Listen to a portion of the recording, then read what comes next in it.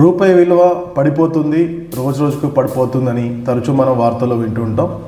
అసలు ఎందుకు ఇలా జరుగుతుంది, ఇలా పరిస్థితులు వచ్చినప్పుడు దాని పర్యవసనాలు ఎలా ఉంటాయి అనే వాటి గురించి మనం వాటి గురించి తెలుసుకుందాం. అసలు రూపాయి విలువ ఎందుకు పతనమవుతుంది, పతనమవడానికి గల కారణాలు ఏంటి అనేసి ఒకసారి మనం విశ్లేషించుకుందాం. రూపాయి విలువ పడిపోతుంది, ఈ మాట మనం తరచుగా టీవీల్లోనూ వార్తా పేపర్లోనూ చూస్తూ ఉంటాం. అమెరికన్ డాలర్తో పోలిస్తే రూపాయి విలువ పడిపోయినప్పుడల్లా దేశ ప్రజలపై, ముఖ్యంగా పేద మధ్యతరగతి కుటుంబాలపై తీవ్రమైన ప్రభావం పడుతుంది. ప్రస్తుతం అంతర్జాతీయంగా నెలకొన్న సమస్యలు, ఇతర కారణాల వల్ల మన రూపాయి రోజు రోజుకు పడిపోతుంది. బుధవారం ఏకంగా డాలర్తో పోలిస్తే 90 రూపాయల మార్కు దాటింది. దేశ చరిత్రలో ఇంత కనిష్ట స్థాయికి పడిపోవడం ఇదే మొదటిసారిగా చెప్తున్నారు నిపుణులు. శుక్రవారం నాటికి రూపాయి డాలర్తో పోలిస్తే డాలర్తో పోలిస్తే రూపాయి విలువ 89 రూపాయల 95 పైసలుగా నమోదైంది. అసలు రూపాయి విలువ ఎందుకు పడిపోతుంది, ఇలా జరిగినప్పుడు దాని పర్యవసనాలు ఎలా ఉంటాయి, అది ఎవరిపైన ప్రభావం పడుతుంది, దాని గురించి కొంచెం మనం వివరాల్లో తెలుసుకుందాం. ముఖ్యంగా విదేశీ పెట్టుబడులు తరలించినప్పుడు, భారతదేశంలో పెట్టుబడిన విదేశీల పెట్టుబడులు భారతదేశం నుండి వారి దేశాలకు కానీ విదేశాలకు తరలించినప్పుడు రూపాయి విలువ పడిపోతుంది. ఇదొక కారణంగా మనం చెప్పుకోవచ్చు. అమెరికాలో కూడా ప్రస్తుతం ద్రవ్యోల్బణం కొనసాగుతుంది. దీన్ని నియంత్రించేందుకు అమెరికన్ ఫెడరల్ రిజర్వ్ గవర్నమెంట్ అనూహ్యంగా వడ్డీ రేట్లను పెంచింది. దీంతో అమెరికాలో పెట్టుబడి పెట్టేందుకు అమెరికన్స్ ఎక్కువ ఇంట్రెస్ట్ చూపుతున్నారు. అక్కడ లాభదాయకంగా మరియు సురక్షితంగా మారిందనే అభిప్రాయం నెలకొనడంతో విదేశీయులు తమ పెట్టుబడులను భారత్ నుంచి తీసుకెళ్తున్నారు. ఈ క్రమంలోనే పెట్టుబడిదారులు భారత స్టాక్ మార్కెట్లోని స్టాక్ను, తమ పెట్టుబడులను అమ్మి మొత్తాన్ని వెనక్కి తీసుకెళ్తున్నారు. ఈ ఏడాది జనవరి నుంచి డిసెంబర్ 2వ తేదీ నాటికి $17 బిలియన్ పెట్టుబడులు మన భారతదేశం నుంచి వెళ్ళిపోయి, అంటే మన కరెన్సీలో సుమారు 1,50,000 కోట్ల విలువైన అమౌంట్ భారతదేశం నుండి విదేశాలకు ఎగుమతి చేశాయి. ఈ సంపద అంతా తమ దేశాలకు తరలించేశారు. ఇది రూపాయిపై తీవ్రమైన ఒత్తిడికి నెలకొంది. అలాగే మరి ఒక ముఖ్యమైన కారణం, ట్రంప్ రెండోసారి అధికారంలోకి వచ్చిన తర్వాత దేశాలపైన టారిఫ్ విధిస్తున్నాడు. మన దేశం పైన కూడా ట్రంప్ సుంకాలు 50% విధించారు. దీనివల్ల అమెరికాకు ఎగుమతయ్యే దేశీయ వస్తువులు అక్కడ ఖరీదుగా మారడంతో వాటి డిమాండ్ తగ్గుతుంది. ఎందుకంటే రేట్లు ఎక్కువ పెరగడంతో వాటి డిమాండ్ అనేది క్రమంగా తగ్గుతూ వస్తుంది. దాని ఫలితంగానే అమెరికాకు మన ఎగుమతులు అనేది తగ్గడంతో భారత్కు వచ్చే డాలర్ల ప్రవాహం తగ్గిపోయింది. దీని ప్రభావంతో విదేశీ మారక నిల్వలు మన దేశంలో తగ్గుతూ వస్తున్నాయి. ఈ క్రమంగా రూపాయి కూడా బలహీనపడుతూ వస్తుందని చెప్తున్నారు నిపుణులు. మరొక ముఖ్యమైన కారణం చమురు ధరలు పెరగడం. భారత్ తన ఇంధన అవసరాల కోసం చమురు దిగుమతులపైనే ఎక్కువ ఆధారపడి ఉంటుంది. ప్రస్తుతం ముడి చమురు ధరలు కూడా అంతర్జాతీయ మార్కెట్లో భారీగా పెరిగిపోయాయి. దీనివల్ల భారత్లో గతంలో కంటే ఎక్కువ డాలర్లు పెట్టి ముడి చమురు దిగుమతి చేసుకునే పరిస్థితి వచ్చింది.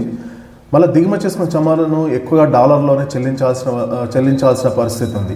అంటే కరెన్సీ డాలర్స్ రూపంలోనే ట్రాన్సాక్షన్ జరుగుతుంది.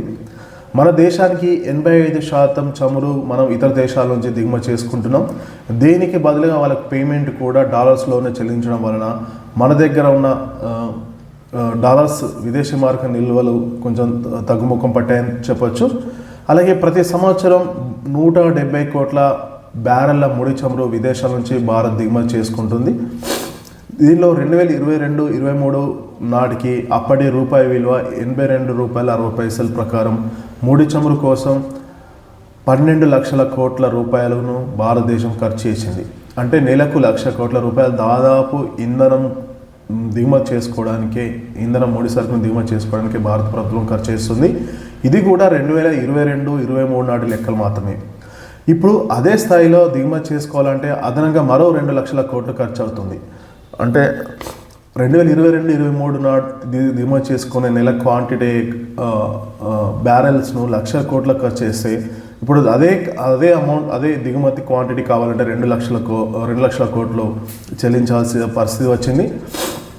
అలాగే చమురుతో పాటు ఎలక్ట్రానిక్ ఎరువులు, వంట నూనెల కోసం కూడా మనం విదేశీ సరఫరాల ధరలపైన ఆధారపడుతున్నాం. మొత్తంగా చూసుకుంటే మన ఎగుమతులు తక్కువ ఉంటున్నాయి, దిగుమతులు ఎక్కువగా ఉండడం వల్ల దీనివల్ల భారత్ నుంచి అధిక మొత్తంలో డాలర్లు భారతదేశం నుంచి బయటికి వెళ్ళిపోవడంతో రూపాయి బలహీనపడుతుందనేసి ఆర్థిక రంగ నిపుణులు చెప్తున్నారు. అలాగే రూపాయి మనం ఒకసారి మన రూపాయిని కూడా 1947 మనకు స్వాతంత్రం వచ్చినప్పటి నుంచి కూడా ఒక్కసారి క్లుప్తంగా చూద్దాం. 1947లో భారతదేశం స్వాతంత్రం వచ్చినప్పుడు రూపాయి మారకం విలువ డాలర్తో పోలిస్తే ₹3.30 ఉండేది. 1991లో 22.74, 2000 సంవత్సరంలో ₹44, 2018లో 70, 2022లో 81, 2025 చివరి నాటికి వచ్చేసరికి ₹90 చేరింది డాలర్ రూపాయి విలువ ఇలా క్రమంగా క్షీణిస్తుండడంతో ఆర్థిక నిపుణులు ఆందోళన వ్యక్తం చేస్తున్నారు. ప్రస్తుత పరిస్థితుల్లో ఆర్బీఐ ఎలాంటి చర్యలు తీసుకుంటుందనే దానిపైన సర్వత్రా ఆసక్తి నెలకొంది. అలాగే మన రూపాయి తగ్గితే మన పైన ప్రభావం ఎలా ఉంటుందనేసి చూద్దాం. రూపాయి విలువ తగ్గినప్పుడల్లా విదేశాల నుంచి దిగుమతి అయ్యే చమురు, ఎలక్ట్రానిక్స్, బంగారం, మెడికల్ ఎక్విప్మెంట్, ఇతర వస్తువులు ధరలు భారీగా పెరిగిపోతాయి. వీటి ప్రభావంతో ఆటోమేటిక్గా పెట్రోల్, డీజిల్ వంటి గ్యాస్ ధరలు కూడా పెరుగుతున్నాయి. ఇతర ఉత్పత్తి, రవాణా ఖర్చులు కూడా పెరిగి భారంగా అవుతున్నాయి. దేశంలోకి వచ్చే దిగుమతులు పెరగడంతో సాధారణ ప్రజలు కొన్ని రకాల వస్తువులపై ధరలు భారీగా పెరుగుతున్నాయి. అంతేకాక విదేశాలకు వెళ్ళే వారి ఖర్చులు అధికమవుతున్నాయి. విదేశాల్లో చదువుకునే విద్యార్థుల ఫీజులు వాళ్ళు డాలర్స్లో చెల్లిస్తుంటారు కాబట్టి అక్కడ మన రూపాయి విలువ అనేది భారీగా చెల్లించడం జరుగుతుంది. రూపాయి పడిపోయినప్పుడు దేశీయ సంస్థలు లేదా ప్రభుత్వం విదేశాల్లో తీసుకున్న రుణాలను వడ్డీ చెల్లింపునకు ఇది ఒక ఆర్థిక భారంగా ప్రభుత్వానికి తయారైంది. మరి రూపాయి బలపడాలంటే ఏం చేయాలి, ప్రభుత్వం ఏ చర్యలు తీసుకోవాలంటే, రూపాయి బలపడాలంటే దేశాభివృద్ధికి దోహదపడే వ్యవసాయ, పారిశ్రామిక, సేవా రంగాలకు ఎక్కువ ప్రాధాన్యత ఇవ్వాలి. అలాగే విదేశీ కంపెనీలు దేశంలో నేరుగా తమ పెట్టుబడులను, వ్యాపారులు స్టాక్స్ను, సంస్థలను స్థాపించుకునేందుకు మరింత సులభతరం చేయాల్సిన అవసరం ఉందని, దీనివల్ల విదేశీ పెట్టుబడులు భారీగా మన దేశానికి పెట్టడానికి, విదేశీ వ్యాపారులు మన దేశంలో పెట్టుబడి పెట్టడానికి ఆసక్తి చూపుతారని, దీనివల్ల విదేశీ డాలర్లు మన దేశంలోకి ప్రవహిస్తుందని, దీంతో మన దేశం యొక్క విదేశీ మారక నిల్వలు అనేసి పెరిగే అవకాశం కనబడుతుంది. దీంతో రూపాయి బలపడే ఛాన్స్ పడుతుంది. ఇందుకోసం చిన్న మధ్యతరహా పరిశ్రమలకు అనేక రాయితీలు ఇచ్చి ఉత్పత్తులను పెంచాలి. దీనివలన నిరుద్యోగ యువతకు ఉపాధి అవకాశాలు కూడా పెరుగుతాయి. అలాగే విద్యతో పాటు అనేక సేవా రంగాలను ప్రభుత్వమే మెరుగ్గా నిర్వహించాలి.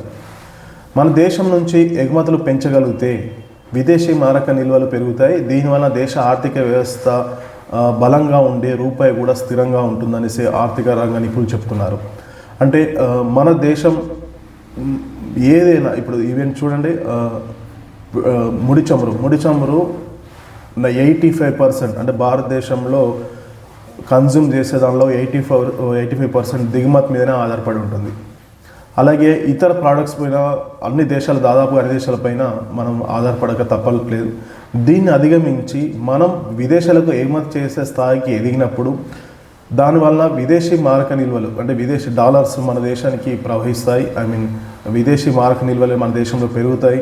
దీంతో ఆర్థిక స్థిరత్వం ఏర్పడుతుంది, రూపాయి కూడా బలపడుతుంది అనేసి చెప్తున్నారు. ఇటీవల ప్రధాని నరేంద్ర మోడీ కూడా ఒక స్టేట్మెంట్ ఇచ్చారు. మన వస్తువు మనం వాడదాం, మన స్థానికంగా తయారు చేస్తున్న వస్తువునే వాడదాం, దీంతో ఆర్థిక వ్యవస్థకు ఇది ఉపయోగకరంగా ఉంటుందనేసి కూడా ఒక నినాదం ఇచ్చారు. దీన్ని బట్టి చూస్తుంటే మనం ఎంత క్లిష్ట పరిస్థితుల్లో ఉందో అర్థమవుతుంది. అమెరికాకు రెండోసారి ప్రెసిడెంట్ ట్రంప్ అయినప్పటి నుంచి భారతదేశంపై దాదాపు సుంకాల మోత మోగిస్తూనే ఉన్నారు. దీంతో మనం అమెరికాకు ఎగుమతి చేసే వస్తువులు భారీగా అంటే ట్రేడ్ వాల్యూ భారీగా తగ్గింది. ఈవెన్ సీ ఫుడ్స్ కానివ్వండి, పెట్రోల్ కెమికల్స్ కానివ్వండి, ఐటీ సర్వీసెస్ కానివ్వండి, చాలా వరకు తగ్గుతూ వస్తున్నాయి. సో వీటిని అన్నిటిని అధిగమించాలంటే మనం విదేశాలకు ఎగుమతి చేసే అంత ప్రొడక్షన్ చేయాల్సింది. ఎంతైతే ప్రొడక్షన్ చేస్తామో అంతే quality important, quantity is also important. ఈ రెండింటిని అధిగమిస్తే భారతదేశం ప్రపంచంలోనే నెంబర్ 1గా ఉంటుంది. అప్పుడు మనం అన్ని దేశాలకు ఎగుమతి చేసే స్థాయికి ఎదిగినప్పుడు చైనాకు ఈక్వల్గా ఉంటాము. దాంతో భారతదేశంలోని విదేశీ మారక నిల్వలు పెరుగుతాయి, సుస్థిరత, ఆర్థిక స్వావలంబన, రూపాయి బలపడుతుందనేసి ఆర్థిక రంగ నిపుణులు చెప్తున్నారు.